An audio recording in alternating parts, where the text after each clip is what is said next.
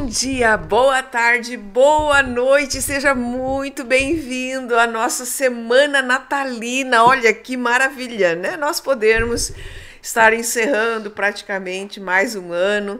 Nós aqui do MBCV, no Rio Grande do Sul, estamos falando sobre Cristo. A tua presença mudou a minha história. Quem sabe você também tem algum testemunho sobre isso, de que Cristo mudou a tua história. A presença de Deus na sua vida, a presença de Deus, de Cristo aqui na terra, né? Através do Senhor Deus, que nos deu essa compaixão, porque isso que aconteceu foi compaixão de Deus pela humanidade, enviando Cristo Jesus. Então, que você possa ter um Natal muito abençoado e que você, de fato, possa entender o verdadeiro sentido do Natal. E nós estamos aqui toda segunda-feira pela manhã, 9 horas da manhã, com o apóstolo Neuci José Rorato, presidente do MBCV. Seja bem-vindo, pastor. Bom dia, pastor Eliane, bom dia a você que nos assiste, um lindo dia e que semana preciosa temos pela frente. Você sabia que foi num dia de Natal, primeira vez que eu entrei numa igreja evangélica. Eu era religioso, daquela que fazia a cruz na testa, não perdia um expediente sequer, e eu estava mal, e eu ouvi justamente lá, na penúltima vez que eu entrei lá, eu ouvi um sermão sobre o juízo final, e me senti no inferno, me senti condenado. Aí o que eu fiz? Eu procurei aumentar, fazer mais do que eu fazia. Rezar mais. se confessar mais. Se comungar mais. Ir mais à igreja. E estava piorando a minha vida, minha situação, ao ponto de estar atingindo o meu, como é que se diz, as minhas emoções. Eu não estava dormindo de medo da morte, pois o padre falou sobre o juízo final e eu me vi lá e não me vi bem, pelo que eu tinha feito de errado, pelas práticas que eu tinha, pelos pecados que cometia. Eu estava tão mal, que eu tinha uma turminha de amigos, e a gente falava levianamente, falava mal dos crentes. Eu não sei como é que de uma hora para outra mudou a minha cabeça. Eu com 16 anos, recebi um convite para assistir uma festa de Natal numa igreja lá no interior de São Luís Gonzaga, numa igreja evangélica. Fui. Eu era religioso. Eu praticava aquelas práticas, aqueles rituais, mas eu não tinha tido até então um encontro com Cristo. E naquele culto de Natal, aquelas poesias, aqueles teatros, aquela palavra sobre o nascimento de Cristo, olha, aconteceu uma revolução no meu interior, que eu saí dali esperando qual é o próximo culto que eu preciso voltar aqui. E voltei o dia 1º do ano de 1967. E uma coisa interessante, era um culto até de ceia. Não foi feito convite para alguém aceitar Jesus. Mas antes da ministração da ceia, eu e mais 2 irmãos meus, uma irmã e um irmão, nos levantamos, sei lá como, lá do meio dos bancos, e fomos lá na frente do altar e eu disse, nós queremos aceitar Jesus. Que lindo. Bom, a partir dessa experiência, sabe o que aconteceu? O verdadeiro Natal se realizou no meu espírito. Jesus nasceu e eu comecei a fazer parte da vida dele. Aqueles problemas de pecado que eu tinha, me senti liberto. Aqueles medo da morte, aqueles pane, aqueles desequilíbrios emocional que eu tinha, tudo desapareceu. Então eu digo, essa data, essa comemoração, essa lembrança do Natal, eu posso dizer, faz parte do meu nascimento. É isso aí, né? Cristo, a tua presença mudou a minha história. Exatamente isso que o apóstolo falou, que lindo. E nós estamos falando sobre religião, sobre ser verdadeiro, sobre essa questão de fato da gente tirar da nossa mente ou do nosso rosto as máscaras que nos fazem estar dentro da igreja, mas na verdade Cristo não nasceu no nosso coração. Ele só é uma fachada que a gente tem para poder ser bem aceito, às vezes pela família, pela comunidade, etc. Né? Mas o senhor falando, eu lembrei agora dos ensinos de Jesus e da parábola que ele conta, né, sobre o fariseu ou religioso que chega diante da igreja e diz, eu sou dizimista, eu sou ofertante, e começa a se gabar ali diante de Deus, né? E chega um publicano, que é aquele que cobra impostos, bate no peito e diz, eu sou pecador, né? Eu sou pecador, eu preciso do teu perdão, e, enfim. E aí Jesus ensina que quem é mais ouvido ali é o verdadeiro. É quem se humilha. É, o verdadeiro, o sincero, né, pastor? Então, acho que cabe bem dentro disso que a gente está falando. E como eu gostaria, e eu creio que o senhor, como pastor da igreja também, de olhar a igreja assim e saber todo o povo está ali com o coração aberto, com Cristo no coração. A gente queria tanto isso, né, pastor? Como pastores a gente deseja isso, mas não é assim, né? Não é, porque tem um sistema montado. Tem um sistema que se tornou bagagem, cultura familiar hereditária. Isso aconteceu tão forte comigo, mas uma coisa eu aprendi,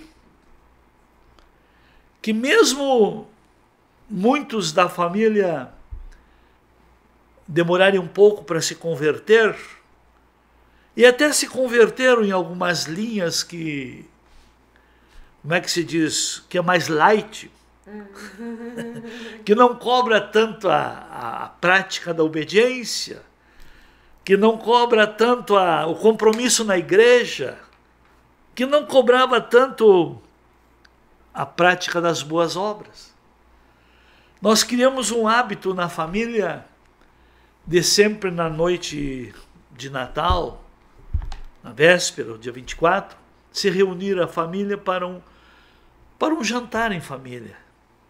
Mas começamos, os primeiros até lembro, então alguém achava um poema e citava.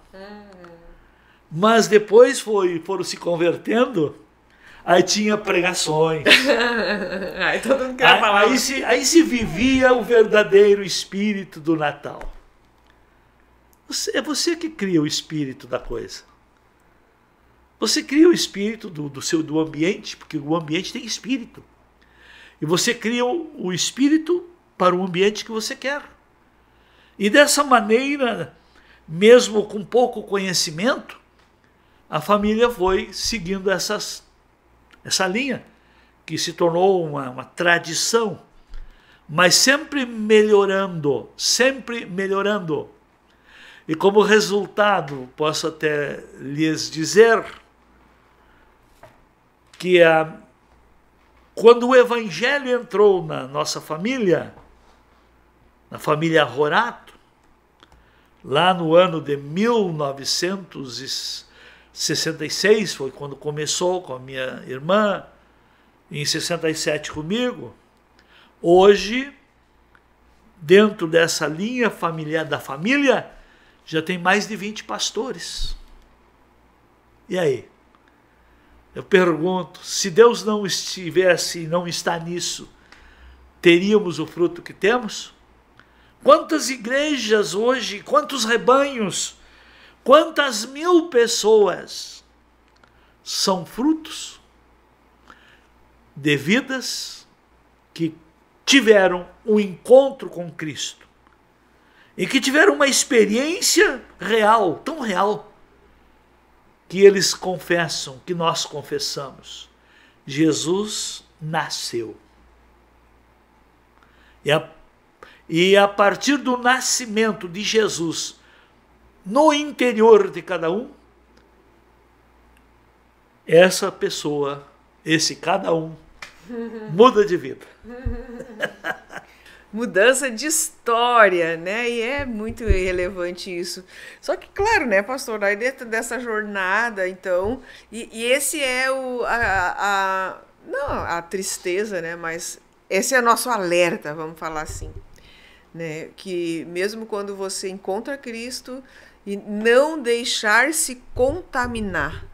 Eu acho que até um dos conceitos que o senhor elencou sobre essa questão da falsa religiosidade é que conforme o tempo vai passando, depois que a gente encontra com Cristo, parece que as coisas vão se acomodando e a gente vai... Esse primeiro amor, esse nascimento real, parece que ele vai se esvaziando e a gente vai fazendo só ritual. Vai esfriando.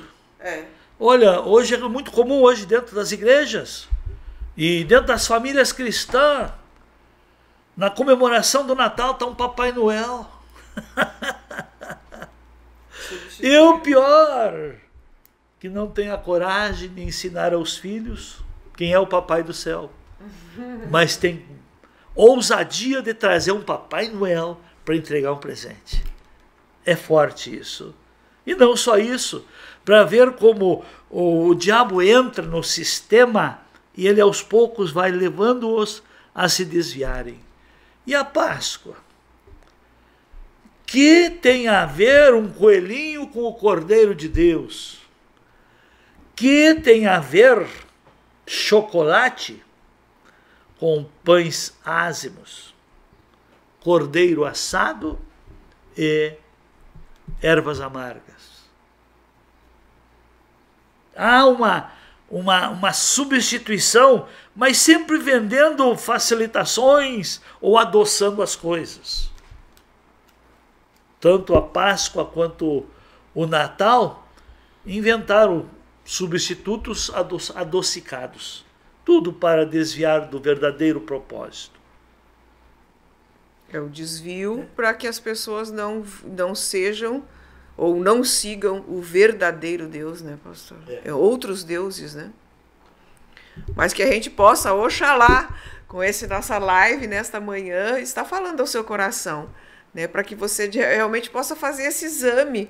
Eu creio que todo mundo faz isso, né, apóstolo, no final do ano, mesmo os mais duros de coração. Dá essa parada, assim, e a gente percebe, né, no Natal as pessoas ficam mais reflexivas, e já foi comprovado, se você fala com o enfermeiro, com o médico, que esse tempo é o tempo de maiores tentativas de suicídio. De pessoas que se decepcionaram, que já não encontram mais esperança, não encontram força, não encontram apoio e parece que não encontram mais saída. Infelizmente. Como também, nessa data, é uma data comemorativa que muitos usam para noivar, para celebrar, para festejar e reunir toda a família, para rever a história, para fortalecer laços afetivos também.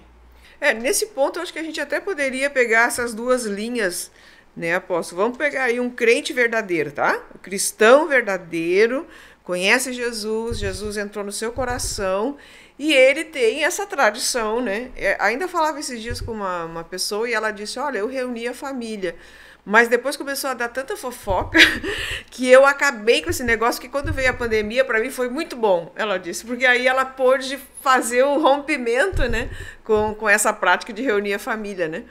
Então, o cristão verdadeiro que é convidado para esses festejos de final de ano, mas que não vai, porque se ele realmente tem uma posição, ele vai ter uma autoridade espiritual sobre o lar, sobre aquela família, ele vai conduzir o programa da noite, ele vai ser luz naquele lugar. Mas e quando ele não tem essa autoridade, também tem muitos desvios, né? Tem. E como tem. E justamente quando os do bem se omitem, a pessoa um pouco depravada tem mais iniciativa. Usa aquele expediente para encher a cara, usa aquele expediente para, como muitos casos, termina em briga, porque querem, já que estão ali, querem tirar a limpo alguma coisa. Porque começa a relembrar o passado e trazer, né, as coisas. Então aí está, quem está em Deus olha para frente, quem ainda não se encontrou com Deus está preso ao passado. E também, não sei, vale, pastor, se, por exemplo, ele chegou no ambiente familiar, foi feita a ceia, todo aquele movimento, em determinada altura começa a ter desrespeitos com a fé dele. Vale ele levantar e sair? É certo. Obrigado, foi muito bom, estava muito bom até aqui, estou satisfeito, só que o assunto daqui para frente já não soma, então vou deixar só para vocês. Olha aí, ó, uma saída estratégica. Eu acho que é importante a gente tocar nesse assunto, porque às vezes o cristão ele não quer magoar. Exatamente. Né? Ele não quer magoar a mãe, não quer magoar alguém que ele convidou ele, então ele fica ali aguentando no osso e as pessoas desrespeitando a fé. Né? Isso é muito bom. Fazer isso, porque aí quem está tendo iniciativa negativa de tomar conta e mudar o espírito do ambiente, é uma chamada de atenção sem ofender. É isso aí. Então, voltando lá para o antagonismo entre o fariseu e o publicano. A religião, ela mostra que quem é o mais santo é aquele que faz todos os rituais certinhos. E aqui nessa parábola, Jesus vem trazer uma disruptura desse conceito, dizendo, né, não é o que faz os rituais certinho, é aquele que tem um coração sincero. Humilde. Humilde. Bem-aventurado os humildes de espírito. Humildade não tem nada a ver com pauperrice, com escassez e com pobrezas materiais.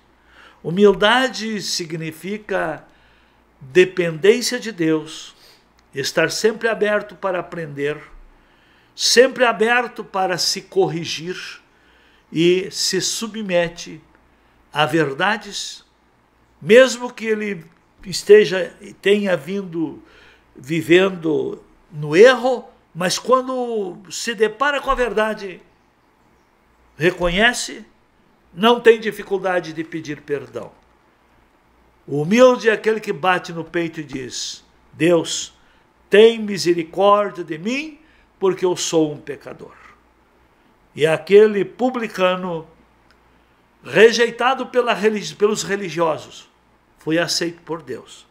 E aqueles religiosos, justificado pela falsa religiosidade, foi rejeitado por Deus. É sério isso. Nós temos exemplos a seguir e a não seguir também na Bíblia. Porque tudo o que foi escrito para o nosso ensino é que foi escrito para que pela paciência e pela consolação, confrontação das Escrituras, tenhamos nós esperança. E o nosso desejo como igreja, nosso desejo como MBCV, é que antes do final do ano você possa parar, pensar, avaliar a sua vida. Eu vou pedir para o pastor elencar de novo ali, só para você fazer essa parada aí, pastor. Vamos dar uma elencada aí nesses espíritos? O que identifica alguém que está com esse espírito? Bom, o espírito da falsa religiosidade ou espírito de tradição religiosa, as pessoas não têm como falso, têm como tradição. Ah, eu aprendi assim. Ah, eu nasci assim. A minha família é assim. Os meus avós eram assim. Então é uma tradição. Mas quem diz que as tradições são sãs? São verdadeiras? É o modelo? Não. Cuidado com as tradições. Paulo apoiava as boas tradições. Mas os escribas e fariseus foram rejeitados por Jesus porque queriam insistir nas tradições deles. Foram rejeitados, foram confrontados. Então vamos lá, vou passar bem rápido em revista, que é bom repetir, porque se uma mentira repetida se torna verdade, então vamos repetir a verdade, que nós fortaleceremos a verdade. E eu não tenho preguiça de repetir verdades. Então a pessoa que está com uma dose elevada acima do saudável de tradição religiosa, ela não consegue ver as causas dos seus problemas. Segundo, ela consegue ver mais erros do que virtudes. Ela chega num ambiente, ela só identifica erro. Ela não consegue ver o que tem de bom. Ela encontra uma pessoa pela primeira vez, ela primeiro parece que quer identificar os males e não procura descobrir o que cada pessoa tem de bom. Terceiro ponto, vê mais dificuldades que solução. Aí, é muito difícil, eu não vou mudar ninguém, eu não vou repetir, eu não vou fazer mais nada. Então esse eu não. Porque quem tem uma dose exagerada de tradição religiosa, ou é tudo ou nada. Não sabe dosar. E quarto ponto, vive acusando os erros dos outros. É uma coisa interessante. Observe, vou trazer uma preciosidade aqui. Eu logo estarei fazendo mais um ano de existência de vida terrena. Eu pouco vejo as pessoas da sociedade, eu pouco vejo as pessoas acusarem erros. Mas quando estou conversando com pessoas de fora, sobre pessoas, elas estão voltadas para as virtudes das pessoas. E o pior que dentro de quem se acha religioso e vai comentar sobre alguém, o que eles comentam? Erros. Então a falsa religiosidade gosta de estar envolvida, identificada, falando, expondo, espraiando erros. E além de ser uma falsa religiosidade, vamos lá. 3 níveis de pessoa. Um sábio, um comum e um tolo. O sábio fala de sabedoria, de projetos e fala do futuro. O comum fala de si, do agora e do consumo. E o tolo fala da vida alheia.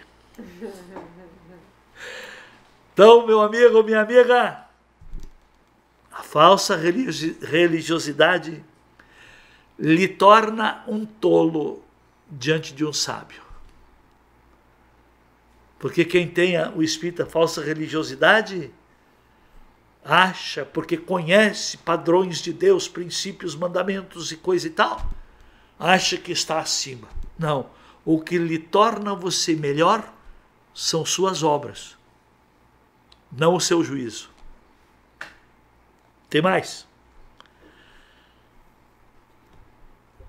Quinto ponto. A pessoa que vive com uma dose exagerada de tradição religiosa, ela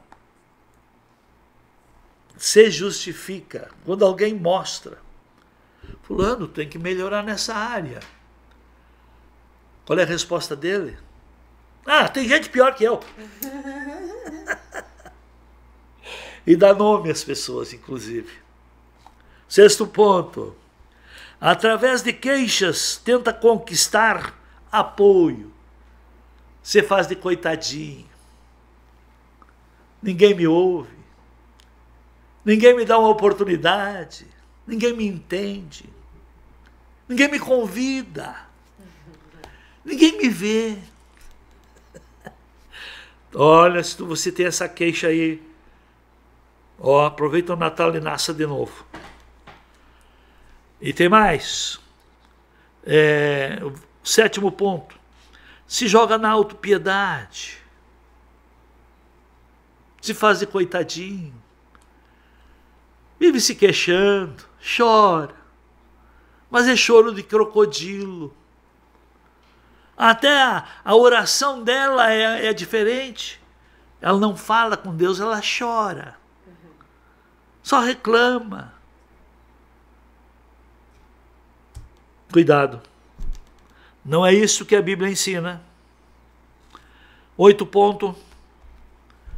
Tem a porta aberta para espíritos familiares. Vai se reproduzir em você tudo o que os seus ancestrais já passaram, já sofreram. E o 9º ponto. Traz de volta a bagagem hereditária. Vai se repetir em você enfermidades, comportamentos, desgraças. 10º ponto.